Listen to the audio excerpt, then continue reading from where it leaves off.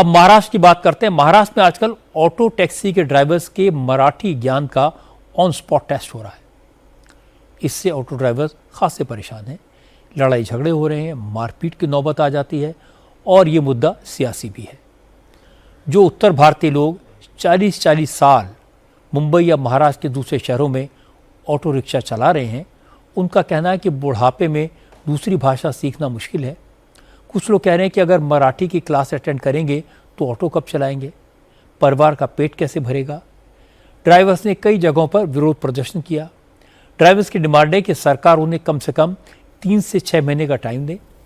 इतनी जल्दबाजी में यह फैसला लागू करना उनके रोजगार को खत्म करने जैसा है। बस तक 6 महीना का समय दीजिए, इतने में हम लोग मराठी समझ जाएंगे, नहीं तो आपको जो इच्छा हो आप करना। अभी 1 महीने में कैसे सीख लेगा? बनिया की दुकान है क्या? खाने का बने चीज नहीं है। जो 50 साल की उम्र में हो गए वो अपने बच्चे लोग को पढ़ाए लिखाए खिलाएं कि मराठी कर जाए। तो 50 साल पहले क्यों नहीं लागू किया, आज जो लागू कर रहे हैं। अभी बराबर नहीं बोल पाते। कम से कम अभी 3, 4, 5, 6 महीने का और टाइम देंगे तो हमारे लिए बहुत अच्छा रहेगा। बात कर कर के सीखा हूँ, जितनी आती है। प्रॉपर मराठी जो मराठी लोग हैं उनकी तरह शुद्ध तो नहीं बोल सकता, लेकिन जितनी आती है उतनी कोशिश करता हूँ। सीखना चाहिए, मगर ये कोई जबरदस्ती नहीं है कि नहीं आप यही है। अब इतना जल्दी बताइए, पोपट बुढ़ा हो जाएगा तो कितना सीखेगा। कोई माहौल होना चाहिए ना उसके लिए। लेकिन समस्या ये है ना कि जब ये आरटीओ कहीं नाकाबंदी में पकड़ रहे हैं तो अब दूसरा क्वेश्चन पूछ देते हैं। अब इतना जल्दी तो हम लोग ये रहता है, जैसे 15 क्वेश्चन है 2 दिन में याद कर लिया, और भी पता चलता कि ये पूछेंगे तो वो भी हम लोग याद कर लेते। बोलना चाहिए मगर थोड़ा हमको और सीखने के लिए, क्योंकि मराठी तो नहीं है, समय देना चाहिए। वो तो हम सीखेंगे। तो सीखा नहीं, मैं तो शुरू से ही ऐसा बोलता हूँ, साथ में रह रहे के ऐसा ना लोग के पैसेंजर बैठते हैं या ऐसे और कोई होता है, बोलते बोलते मैं सीख गया। ऐसा स्कूल तो मैं गया नहीं सर।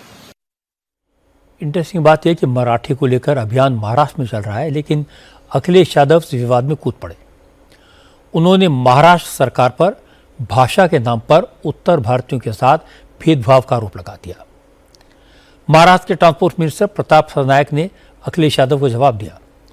उन्होंने कहा कि अखिलेश खुद यूपी के मुख्यमंत्री रहे, उनके पिता भी चीफ मिनिस्टर रहे हैं। अखिलेश को बताना चाहिए कि उन्होंने अपनी सरकार के वक्त लोगों को रोजगार क्यों नहीं दिया। यूपी के लोगों को रोजगार की तलाश में घर बार छोड़कर दूसरे राज्यों में क्यों जाना पड़ा। प्रताप सरनायक ने कहा कि महाराष्ट्र में कोई जोर जबरदस्ती नहीं हो रही है।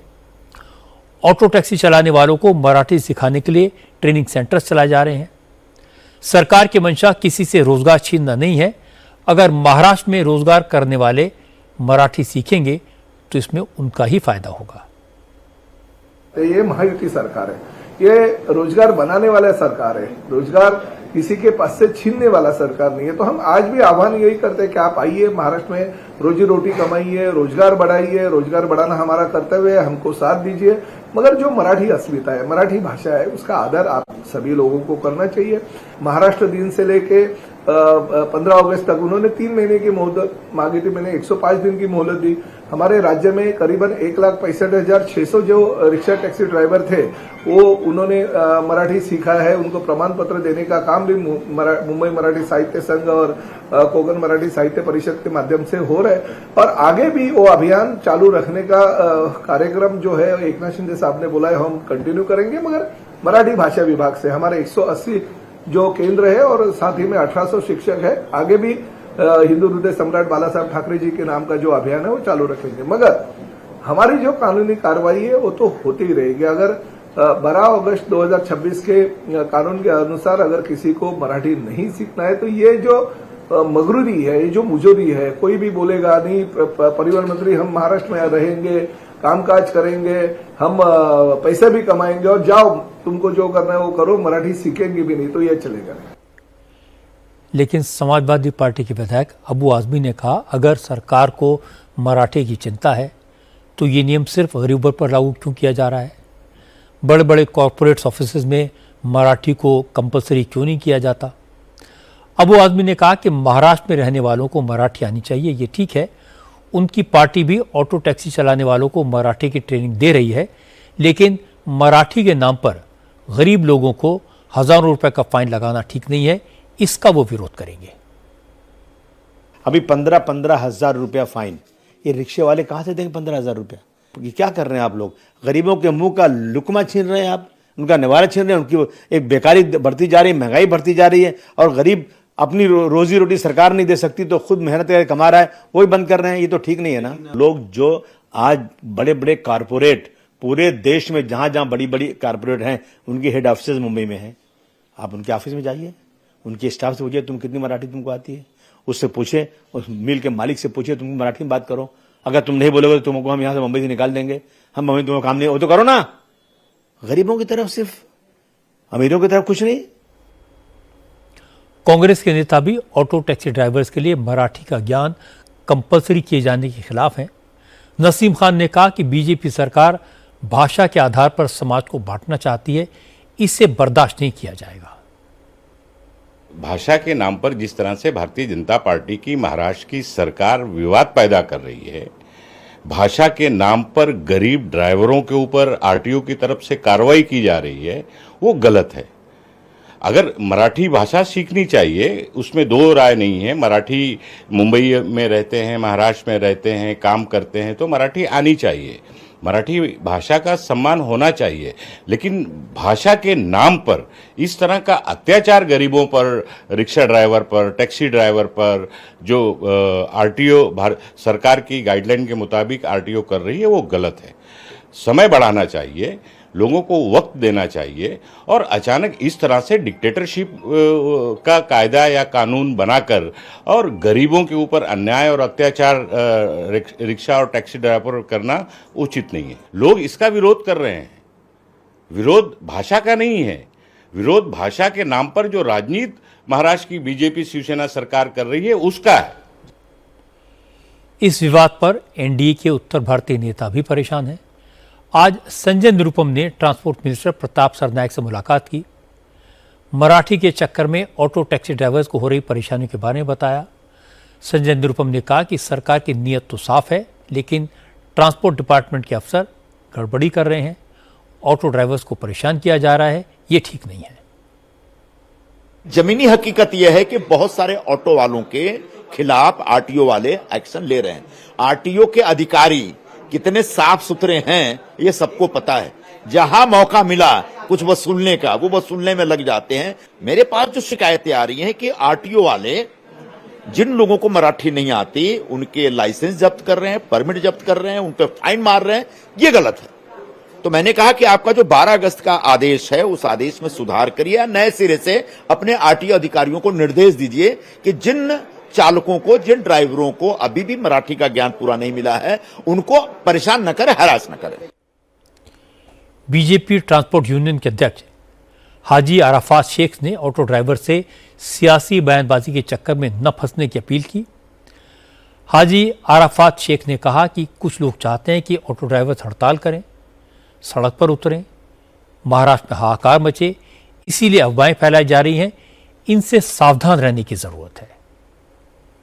जिस तरीके से वातावरण तैयार करने का जो काम करने की कोशिश कर रहे हैं अलग अलग पार्टी के लोग, अलग अलग यूनियन के लोग, मैं उनसे कहूंगा कि कहीं ना कहीं प्रताप सरनायक ट्रांसपोर्ट मंत्री ने हमको 3 महीने की जो सहूलत दी है, ये अपने आप में एक सराहना है। मैं महाराष्ट्र के मुख्यमंत्री देवेंद्र जी से कल बात करूंगा, उनको निवेदन दूंगा, ट्रांसपोर्ट मंत्री से फिर एक बार मिलूंगा।